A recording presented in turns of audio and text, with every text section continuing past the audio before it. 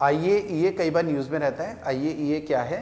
IAEA United nation का nuclear watchdog है। ये 1957 में बना था। एक तो ये डेटा आपको पता होना चाहिए। 1957 में हेडक्वार्टर इसका वियना ऑस्ट्रिया में है, वियना ऑस्ट्रिया। तो इसका काम क्या रहता है? ये न्यूक्लियर इंस्पेक्शन भी करता है। कोई भी कंट्री ऐसा ना हो न्यूक्लियर वेपन बनाती हो, ठीक है, तो उसका इंस्पेक्शन भी करता है।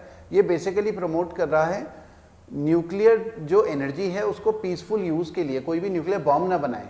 न्यूक्लियर टेक्नोलॉजी अगर यूज़ करे तो बिजली बनाने के लिए यूज़ करे, इलेक्ट्रिसिटी जनरेशन के लिए यूज़ करे, मतलब पीसफुल यूज़ के लिए न्यूक्लियर एनर्जी यूज़ की जाए, बॉम्ब बनाने के लिए ना यूज़ की जाए।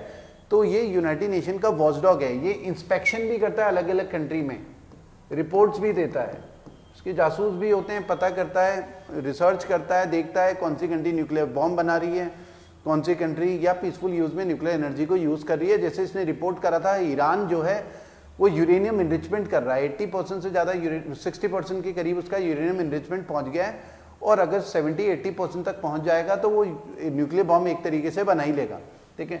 तो ये इंस्पेक्शन भी करता है, ये रिपोर्ट करता है UNGA, United nation general assembly, और यूनाइटेड नेशन सिक्योरिटी काउंसिल को, UNSC को। इंडिया इसका फाउंडिंग मेंबर रहा है, इंडिया IAEA का, इंडिया इसका फाउंडिंग मेंबर है। और UNGA UNSC को ये रिपोर्ट करता है, उसकी पेरेंट बॉडी मानी जा सकती है। यूनाइटेड नेशन का न्यूक्लियर ये वॉचडॉग है।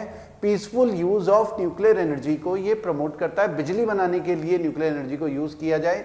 जैसे इंडिया ने 2008 में इंडो US न्यूक्लियर डील हुई थी, तो हमने 14 के करीब रिएक्टर्स को ना IAEA के इंस्पेक्शन के लिए रखा था, कि हम उन्हें ये दिखाना चाह रहे थे हम केवल पीसफुल यूज़ के लिए ही न्यूक्लियर रिएक्टर यूज़ कर रहे हैं, उससे प्लूटोनियम अलग से नहीं निकाल रहे हैं बॉम्ब बनाने के लिए।